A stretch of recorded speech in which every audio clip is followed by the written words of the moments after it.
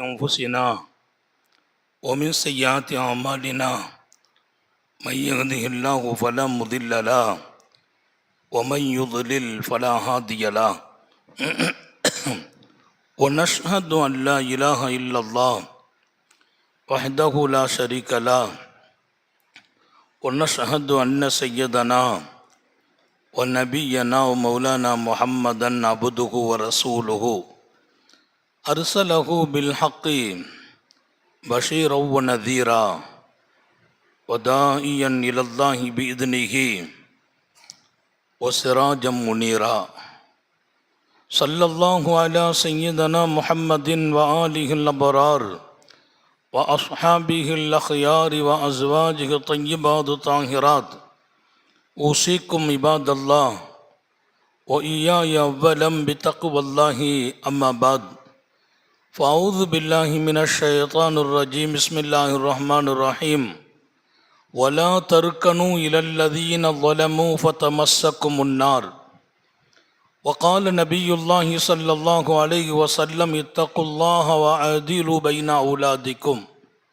صدق نبي الله صلى الله عليه وسلم எல்லாம் வல்ல அல்லாஹுவின் அன்பும் மேலான கருணையும் நமக்கெல்லாம் வந்து சேரட்டுமாக. நமது உயிரினும் மேலான கண்மணி ஹாத்தமுன் நபியின் முஹம்மதுர் ரசூலுல்லாஹி ஸல்லல்லாஹு அலைஹி வஸல்லம் அவர்களின் அன்பையும் ஷஃபாஅத்தையும் பெறுவதற்கு அல்லாஹ் நம் எல்லோருக்கும் தௌஃபீக் செய்வானாக. வல்ல ரஹ்மான் நமக்கும் நம்முடைய பெற்றோர், மனைவி, மக்கள், குடும்பத்தார் யாவருக்கும் உயிருள்ள வரையிலும் உடல் சுகத்தை நசீபாக்கி தருவானாக. மருத்துவமனை கஷ்டம், அதன் சிரமம் செலவுகளிலிருந்து நிரந்தரமான பாதுகாப்பை அல்லாஹ் நம் எல்லோருக்கும் கொடுத்தருள் புரிவானாக. வானம் பூமியினுடைய ஆபத்துகளை விட்டும், முசீபத்துகளை விட்டும், கெட்ட முடிவுகளை விட்டும் நம்மையும் நம் குடும்பத்தையும் பாதுகாத்து அருள் புரிவானாக.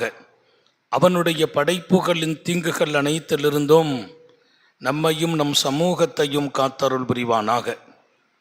வல்ல ரஹ்மான் இந்த உலகம் இயங்குவதற்கு பல்வேறு காரணங்களை வைத்திருக்கிறான். இயக்குவது அவன், இயங்குவதற்கென்று சில காரணங்கள், அது அழிவதற்கென்று சில காரணங்கள் அவன் படைத்தான். அந்த காரணங்களை கரெக்டாக ஆக்கிக்கொள்ளும் வழியை சாலிஹீங்கள் கற்றுக் கொடுக்கிறார்கள். அதில் மிக பிரதான வழி, இந்த உலகம் நீதவான்களின் நீதியால் இயங்குகிறது என்கிறார்கள். இந்த மண்ணில் நீதி இருக்க வேண்டும், மனிதர்களிலே நீதி காப்பாற்றப்பட வேண்டும். நீதி என்பது ஒரு உயர்ந்த தன்மையும் சிஃபத்தும். அரசர்கள் நீதியாக இருக்கணும், ஆட்சியாளர்களிடத்தில் நீதி இருக்க வேண்டும், நீதிமன்றங்களிலே நீதி இருக்க வேண்டும் என்று மாத்திரம் அதற்கு ஒரு வரையறையை நாம் வைத்து கொண்டோம். அல்லாஹ் நமக்கு சொன்னான், ஒய்தா குல்தும் ஃபாதிலு, பேசினால் நீதமா பேசுங்கிறான். ஒய்தா குல்தும், ஏதாவது சொன்னால் ஃபாதிலு, சொல் கூட நீதமா இருக்கட்டும். யாருக்கு? யாரோ ஆட்சியாளர்களுக்கா, நீதி பேரரசர்களுக்கா? இல்லை, உங்களுக்கும் எனக்கும். நான் நீதியாளன், என் மனைவிக்கு, என் பிள்ளைகளுக்கு.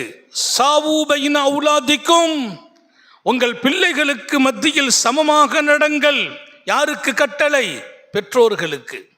சாவு பைன அவுலாதிக்கும், அவுலாதுங்கிற அரபி சொல் ஆண் பெண் பிள்ளைகள். அவுலாதுன்னா ஆண் பெண் மக்கள். அல்லாஹ் சொன்னான், அல்லாஹ்வின் தூதர் சர்க்காரை ஆலம், சாவு பைன அவுலாதிக்கும், உங்கள் ஆண் மக்கள் பெண் மக்களுக்கு மத்தியில் நீதம் காட்டுங்கள். பெண்ணை காட்டிலும் ஆணை, ஆணை காட்டிலும் பெண்ணை நீங்கள் வித்தியாசப்படுத்தாதீர்கள். இன்னொரு ஹதீஸில் இத்தகுல்லா, அல்லாஹ்வை பயந்து கொள்ளுங்கள். வஅதிலு பைன அவுலாதிக்கும், உங்கள் ஆண் பெண் மக்களுக்கு மத்தியில் நீதமாக நடங்கள். ஒரு பையனை நீங்க மெருசா நினைத்து இன்னொரு பையனை தாழ்வா நினைப்பதா? ஒரு பெண்மக்களை கொஞ்சம் உயர்த்தி இன்னொரு பெண்மக்களை குறைத்து பார்ப்பதா? அது நீதம் தவறியது. நீங்கள் நீதி காப்பாற்றுகிற போதுதான் இந்த உலகம் இயங்கும். அப்படின்னா உன் குடும்பம் இயங்கும். குடும்பத்தில் நீதி இல்லையா குடும்பம் இயங்காது. உங்கள் மனைவி 2 மனைவியர்களா நீதம் காட்டுங்கள். சமமாக நடத்தவில்லையா கபரில் இருந்து ஒரு கை ஒடிந்து எழுந்திருப்பார். எத்தனை பெரிய எச்சரிக்கை!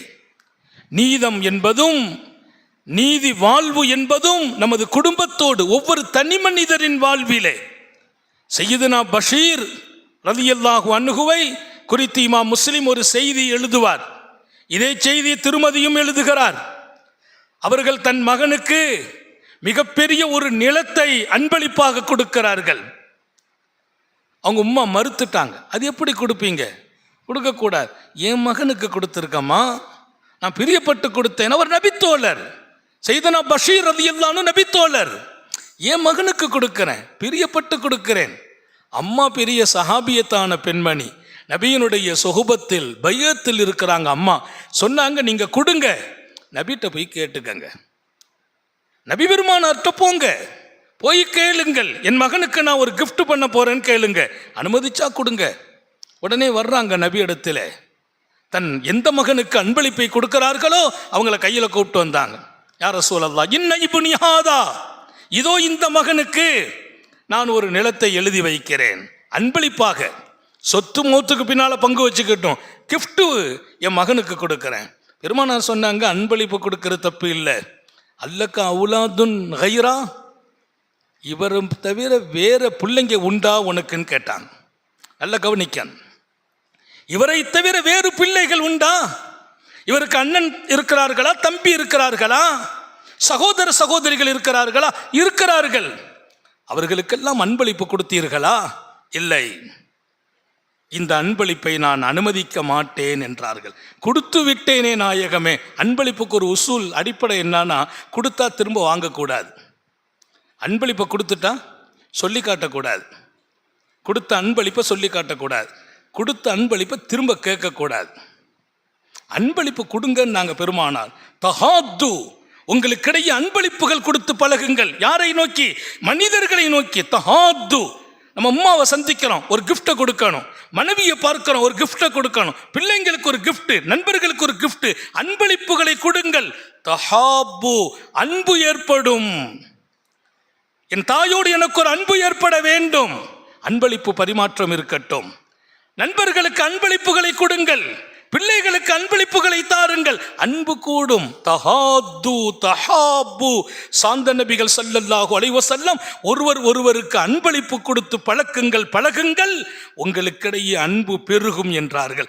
அன்பை அதிகப்படுத்துவதற்கு அன்பளிப்பு. அன்பளிப்புக்குள்ள நிபந்தனை, கொடுத்தால் சொல்லி காட்டக்கூடாது, கொடுத்த பொருளை திரும்ப கேட்கக்கூடாது. இங்கே பெருமானார் அவர் நான் கொடுத்துட்டேன்னார், திரும்ப பெறுங்கள் என்றார்கள். அன்பளிப்பை திரும்ப பெறக்கூடாது என்று சொல்லி கொடுக்கிற சர்க்காரை ஆலம் ஸல்லல்லாஹு அலைஹி வஸல்லம் திரும்ப பெறுங்கள். ஏன்? பிள்ளைகளுக்கிடையே மன வருத்தங்கள் ஏற்படும், இவருடைய சகோதரர்கள் வருத்தப்படுவார்கள். அது நீதி அல்ல. ஒரு தந்தை 1000 தன் 4 பிள்ளைகளுக்கு மத்தியில் அல்லது 6 பிள்ளைகளுக்கு மத்தியில் 10 பிள்ளைகளுக்கு மத்தியில் ஒருவரை வித்தியாசப்படுத்தினால் அது அநீதி. அனுமதிக்க மாட்டேன். அன்பளிப்பா இருந்தாலும் பரவாயில்லை, திரும்ப வாங்கி விடுங்கள் என்றார்கள் உத்தம நபிகள் ஸல்லல்லாஹு அலைஹி வஸல்லம். சையதுனா பஷீர் ரலியல்லாஹு அன்ஹு தன் அன்பு மகன் இளவல் நுஅமான் ரலியல்லாஹு அன்ஹு இடத்திலிருந்து அன்பளிப்பை திரும்ப வாங்கிட்டாங்க. அவங்க தாயார் சொன்னாங்க, அதற்காகத்தான் நபி இடத்தில் அனுப்பி வைத்தேன். எனக்கு என் மகன் மீது அன்பு இருக்கிறது, அதை காட்டிலும் எல்லா பிள்ளைகளோடும் நீதமாக நடக்க வேண்டும் என்று அல்லாஹ்வும் ரசூலும் சொல்கிறார்கள். இன்றைக்கு இந்த நீதி தவறியதால் குடும்பத்தில் நிம்மதிகள் இல்லை. பிள்ளைகளுக்கும் பெற்றோர்களுக்கும் இடையே இடைவெளி ஏற்படுகிறது, அன்புகள் குறைந்து போகிறது. சில பிள்ளைகளை நாம் உயர்த்தி சில பிள்ளைகளை தாழ்த்தி நடக்கிற போது பிள்ளைங்களை கம்பேர் பண்ணாதீங்கன்னாங்க. தம்பி அண்ணன் ஒன்றா இருக்கிறான், தம்பி நல்லா படிக்கிறான், அண்ணன் படிக்கலை, தம்பியை போட்டு அண்ணனை பார்த்து அவன் எவ்வளோ அழகாக படிக்கிறான், நீ ஒழுங்காக படிக்கலையே, அப்படி கம்பேர் பண்ணி பேசாதீர்கள். அவன் நல்லா படிக்கிறான், நீ ஏன் படிக்கலை கேட்காதீர்கள். அந்த பிள்ளைகளின் மனங்கள் உடையும். சமமாக நடத்துங்கள். உடைகளா, அவர்கள் 2 பேருக்கும் சமமாக இருக்க வேண்டும்.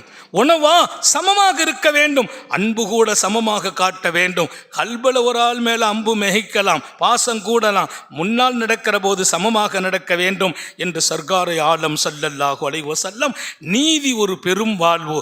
மல்லம் யஅதில் இதாலம் அதில், நான் நீதவான் என்றார்கள். நான் நீதி காட்டாவிட்டால் இந்த உலகத்தில் யாருதான் நீதி காட்ட முடியும் என்று கேட்கிறார்கள். காத்தமுன் நபியின் ஸல்லல்லாஹு அலைஹி வஸல்லம் உலகத்தின் எல்லா பகுதியிலும் நீதம் கடைபிடிக்கப்படுகிற ஒரு வாழ்க்கையை வல்லல் நபிகள் வாழ்ந்தார்கள். மாத்திரமல்ல, தன் தோழர்களை வார்த்தெடுக்கிறார்கள். ஒரு மிஸ்ரி ஓடி வருகிறார் ஜனாதிபதி உமர் இப்னுல் கத்தாப் இடத்தில். மக்கள் குறை தீர்க்கும் நாள் ஒன்றை உமர் இப்னுல் கத்தாப் வைத்து, யாருக்காவது எங்கேனும் குற்றம் நடந்தால் என்னை கேளுங்கள் என்கிறார்கள்.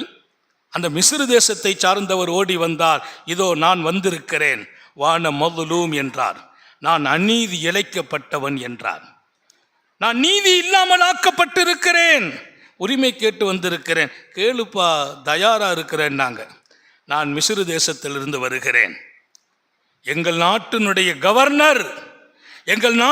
கவர்னர் அம்ர் இப்னு ஆஸ் ரலியல்லாஹு அன்ஹு அவர்களுடைய மகனார் வாகனத்தில் போன போது கொஞ்சம் நான் முந்தி சென்று விட்டேன். அவரை முந்தி போயிட்டேன். அவர் கவர்னருடைய மகன், அவரை முந்தி என் வாகனம் போனது. அவர் என்னை துணியை பிடித்து இழுத்து கீழே இறக்கி ஷவுக்கையால் அடித்தார். அடித்தது முக்கியமில்லை, என்னை யாரு முந்த முடியும்? எப்படி நீ முந்தலாம்? அன இப்னுல் அக்ரமீன் என்றார். உலகத்தில் சங்கை பொருந்திய மனிதர்களில் நான் பிறந்தவன் என்றார். சங்கை பொருந்திய மனிதர்களில் எத்தனை பேர் உண்டுமோ அந்த குடும்பத்தில் நான் பிறந்திருக்கிறேன். எங்க அத்தா சங்கையானவங்க, பெருமானாரின் சஹாபி. கேட்டாங்க, என்ன முந்தலாமா நீ? நடு ரோட்டில் விட்டு என்னை அடிச்சிட்டார். யாரு? ஜனாதிபதி அவர்களை பார்த்து சொல்றார், எங்கள் நாட்டின் கவர்னரின் மகன். கவர்னர் யார்? சையதுனா அம்ர் இப்னு ஆஸ், மிகப்பெரிய சஹாபி. உமர் இப்னுல் கத்தாப் சொன்னாங்க, இவரை நம்ம கஸ்டடியில் இவரை எடுத்துக்கங்கன்னாங்க. அதிகாரியை கூப்பிட்டாங்க, இவருக்கு பாதுகாப்பு கொடுங்க, நீங்கள் தான்ப்பா இருக்கணும்னாங்க. உடனே இங்கிருந்து தூதர் அனுப்புகிறாங்க. எங்கே? மிஸ்ருக்கு தூதர் அனுப்புகிறாங்க. அப்துல்லா அம்ர் இப்னு ஆஸை அவங்க மகனையும் சேர்த்து கூட்டுவாங்கன்னா கடிதம் எழுதுறாங்க. அம்ர் இப்னு ஆஸ், உங்கள் மகனை அழைச்சிட்டு நீங்கள் வரணும் உடனடியாக.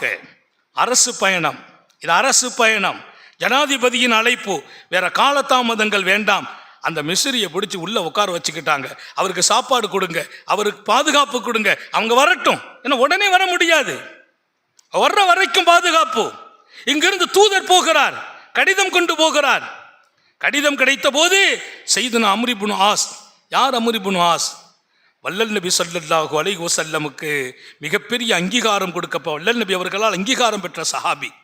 பல்வேறு கட்டங்களில் அம்ர் இப்னு ஆஸை ரசூல் உயர்த்தி பேசிய செய்திகள் இமாம் புகாரி பதிவு செய்வார். அம்ர் இப்னு ஆஸ் ரலியல்லாஹு அன்ஹு உடனே வருகிறார்கள். தன் மகனை கூப்பிட்டுட்டு, நிலைமையே என்னான்னு தெரியாது, மேற்றை குறிக்கவே இல்லை. வந்தாங்க, வந்த உடனே கூப்பிட்டாங்க, கேட்டாங்க, அவரை மிஸ்ரியை கொண்டா. இவர் தானப்பான்னாங்க. ஆமாம். உடனே சொன்னாங்க, ஜனாதிபதி. சவுக்கை எடுத்தாங்க.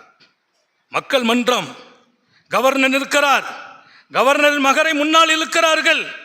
கையில் சாட்டையை கொடுத்தாங்க. ஒன்று அடித்தார்ல, நீ அடின்னாங்க. அவருக்கு அவ்வளோ சந்தோஷம், வேகம். ரோட்டில் வச்சு அடித்தார்ல, அந்த வேகத்தை வச்சு அடி. எத்தனை சவுக்கடி அவர் கொடுத்தாரோ அத்தனை சவுக்கடி கொடுத்தார். அம்ர் இப்னு ஆஸ் திகைச்சு போயிட்டாங்க. இந்த நடப்பே அவங்களுக்கு தெரியாது. நீ என்ன சொன்ன? அன இப்னுல் அக்ரமீன் சொன்னியான்னு கேட்டாங்க. சங்கையாளர்களில் பிறந்த குடும்பத்தில் உள்ளவன் நான் என்று சொன்னாயா? அவர் பதில் சொல்லல. மகன் தடறுகிறார். கேட்டாங்க, அம்ர் இப்னு ஆஸை கூப்பிட்டுங்க, வாங்க. மத்தா அஹதுத்தா கேட்ட வார்த்தை, உம்மத்த ரசூலில்லா அபீதக்கும், ரசூல் ஸல்லல்லாஹு அலைஹி வஸல்லத்தின் பாக்கியம் நிறைந்த இந்த பிள்ளைகளை, இந்த சமூகத்தை எப்போது நீங்கள் அடிமையாக எடுத்தீர்கள் என்று கேட்டாங்க. பெருமானாரின் இந்த பெருமானாரினுடைய உம்மத் இவர்களை எப்போது அடிமையாக ஆக்கினீர்கள்? உங்க மகன் மட்டும் ராஜ குடும்பத்தில் உள்ளவர், மற்றவங்களெல்லாம் அடிமையா? நீங்க ஜனாதிபதி குடும்பம் என்பதாலே, கவர்னரின் குடும்பம் என்பதாலே மற்றவர்களை அடிமையாக நடத்துவதா? அவரை கூப்பிட்டு ரோட்டில் வைத்து அடிப்பதா? எப்போது இவர்களை அடிமையாக ஆக்கிக் கொண்டீர்கள்? நீங்கள் எப்படி ஒரு சுதந்திர தாய்க்கு பிறந்தீர்களோ அதேபோல் இவரும் ஒரு சுதந்திர தாய்க்கு பிறந்திருக்கிறார். அப்துல்லா இப்னு ஹஸரத் உமர் இப்னு கத்தாப் சொன்ன போது அம்ர் இப்னு ஆஸ் அழுதார்கள். அழுது சொன்னாங்க, அல்லாஹ் மீது சத்தியம், இந்த நடப்பு எதுவும் என் கவனத்துக்கு வரவில்லை. என் கவனத்திற்கு வந்திருக்குமையானால் நான் அடித்திருப்பேன், என் மகனை நான் அடித்திருப்பேன். அதுதான் சஹாபிகள். என் கவனத்திற்கு வரவில்லை, வந்திருக்குமையானால் இந்த தீர்ப்பை நான் வழங்கியிருப்பேன். உங்கள் கவனத்தில் நான் பதிவு செய்கிறேன், நீதி என்பது அது இருக்கிற காலம்தான் இந்த நாட்டில் மனித உரிமைகள் பாதுகாக்கப்படும். நீதி இருக்கிற வரையிலும் நாடு பாதுகாப்பு பெறும். இன்னும் சொன்னால் உலகத்தை அல்லாஹ் பாதுகாக்கிறான். நீதி தவறுகிற போது, வார்த்தைகளில் வாழ்வில் நீதி வீணாக்கப்படுகிற போது, அநீதி எங்கும் பரவுகிற போது அதன் விளைவு அழிவை நோக்கி இருக்கும். இன்னொரு பக்கம் இன்னைக்கு அநீதி பரவுதுங்கிறத விட அநீதியாளர்களோடு ஆதரவாளர்கள் கூடி போயிடுறாங்க. தப்பு செய்கிறாங்க, அநியாயம் பண்ணுறாங்க, அக்கிரமம் பண்ணுறாங்க, அவங்களுக்கு பின்னால் இப்போ பாதுகாப்பு கொடுக்குறவங்க, அவங்களுக்கு பின்னால் அதை வரவேற்கிறவங்க, சரிதானப்பா என்று சொல்லக்கூடிய மக்கள் நிரம்பி இருக்கிறார்கள். ஒன்றை மட்டும் சொல்கிறேன், நீதி ஒரு பெரிய வாழ்க்கை. அநியாயக்காரர்களோடு நாம் சேர்ந்துடக்கூடாது. ஒலா தர்கனு இலல்லதீன வலமு ஃபதமஸ்ஸக்கு முன்னார். அல்லாஹ் எச்சரிக்கிறான், அநீதி செய்தவர்களோடு நீங்கள் போய் இணைஞ்சிட்டீங்கன்னா உங்களையும் நரகம் தொடும் என்கிறான். நரகம் அவங்களுக்கு இல்லை, உங்களுக்கும். அவர்கள் நீதி இழக்கிறார்கள், நீதியை அளிக்கிறார்கள். அவர்களோடு நீங்களும் இணைந்து விட்டால், அதுக்கு சப்போர்ட் பண்ணினால் நரகம் உங்களையும் தொடும். எனவே இந்த வாழ்க்கையில் நீதி காக்க வேண்டும். என் தாயோடு நீதியா நடக்கணும், தந்தையோடு நீதியா நடக்கணும், பிள்ளைகளோடு நீதியா நடக்கணும், மனைவியோடு நீதியா நடக்கணும். சில பேர் தாய் தந்தையர்களோடு நீதியா நடக்கிறார்கள், மனைவிக்கு அநீதி செய்கிறார்கள். எப்படி நியாயம்? தாய் ஒரு கண், தந்தை ஒரு கண். தாய் தந்தை ஒரு கண் என்றால் என் மனைவி இன்னொரு கண். தாய் தந்தையோடு இணைந்து விட்டு மனைவிக்கு அநீதி செய்கிறவர்கள் அவர்கள் உண்மை மூமின்கள் அல்ல, சரியான மனிதர்கள் அல்ல. மனைவியோடு சேர்ந்து விட்டு பெற்றோர்களுக்கு அநீதி செய்கிறவர்களும் மனித குலத்தில் உயர்ந்தவர்கள் அல்ல. இன்னைக்கு இதில் ரொம்ப வீடு வீடு வாசல், வீட்டுக்கு வீடு வாசல் இருக்கிற மாதிரி எல்லா இடத்திலையும் நிரம்பி இருக்கிறது. ஒன்று பெற்றோர்களுடைய சொல்ல கேட்டு மனைவிக்கு அக்கிரமம் பண்ணுறது, மனைவிட்ட பேசுறது இல்லை, மனைவியை கூப்பிடுறது இல்லை, மனைவிக்கு காசு பணம் கொடுக்கறது இல்லை, மனைவியை அடிக்கிறது, அக்கிரமம் பண்ணுறது, வீட்டுக்கு விரட்டி விடுறது. இது ஒரு பக்கம். இன்னொரு பக்கம் மனைவியினுடைய சொல்ல கேட்டுட்டு பெற்றோர்களுக்கு மரியாதை கொடுக்கறது இல்லை, சஞ்சலப்படுத்தி கஷ்டப்படுத்தி வீட்டை விட்டுமே பெற்றோர்களை வெளியாக்குகிற நிலை. இது எந்த வகையில் அல்லாஹ் ரசூலுக்கு பொருத்தமாகும்? அல்லாஹ் திருக்குரானிலே மூமின்களை கூப்பிட்டு சொன்ன வார்த்தை இல்லையா? மூமின்களே நீதியாக நடங்கள் என்று சொன்ன வார்த்தை இல்லையா? ஈமானுடையவர்களுக்கு நீதி சொந்தம். எனவே என் வாழ்க்கை நெடுகிலும் என் வணக்கம் எப்படி புனிதமானதோ நான் நீதியாகவும் இருக்க வேண்டும். சொற்கள் உட்பட நீதம் தாண்டி நடக்கக்கூடாது. கொஞ்சம் இவர்கிட்ட ஒரு மாதிரி பேசுறது, அவர்கிட்ட ஒரு மாதிரி பேசுறது, அது நீதிக்கு அப்பாற்பட்ட பேச்சு.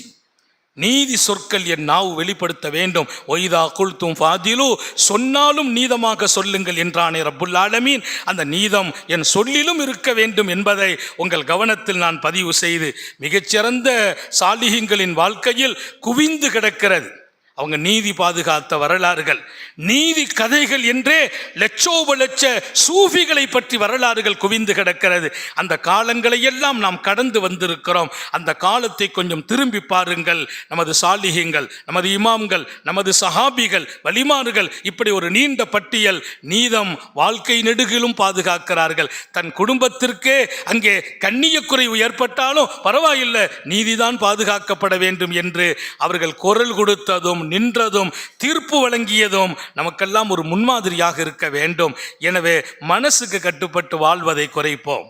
நமக்கு விருப்பப்பட்டா சரி, நமக்கு விருப்பப்படலையா அங்கே எப்படியும் நடக்கலாம். அந்த முடிவை விட்டு மாறுங்கள். எனக்கு பிரியமானவங்கள்ட்ட நீதியாக நடக்கிறது, எனக்கு பிரியம் இல்லைன்னா அவங்கள வித்தியாசமாக பார்க்கிறது, அதுவெல்லாம் நீதிக்கு அப்பாற்பட்டது. நீதி வாழ்க்கை என்பது அல்லாஹுவால் ரசூலால் விரும்பும் வாழ்க்கை. இன்னொரு பக்கம் உங்களின் அந்தஸ்தை உயர்த்துகிற வாழ்க்கை. இதையெல்லாம் தாண்டி உலகம் இயங்க வேண்டும், நீதிமான்கள் வாழ வேண்டும். எல்லாம் அல்ல அல்லாஹ் அப்படிப்பட்ட ஒரு அருமையான வாழ்க்கையை நீங்களும் நானும் கடைபிடிக்க வேண்டும், எடுக்க வேண்டும், நடக்க வேண்டும். தௌஃபீக் செய்வானாக. சோதனைகளிலிருந்து பாதுகாப்பானாக, கெட்ட முடிவுகளிலிருந்து பாதுகாப்பானாக. விடும் மூச்சும் எழும் பேச்சும் அவன் சிந்தனையாக்குவானாக. ஓடும் இரத்தம் அவன் அன்பு கலந்து ஓடச் செய்வானாக. நீண்ட நெடிய நாட்கள் நோய் நொடிகள் இல்லாமல் உடல் ஆரோக்கியத்தோடு மனநிறைவோடு இன்பத்தோடு அல்லாஹுவை நின்று வணங்கி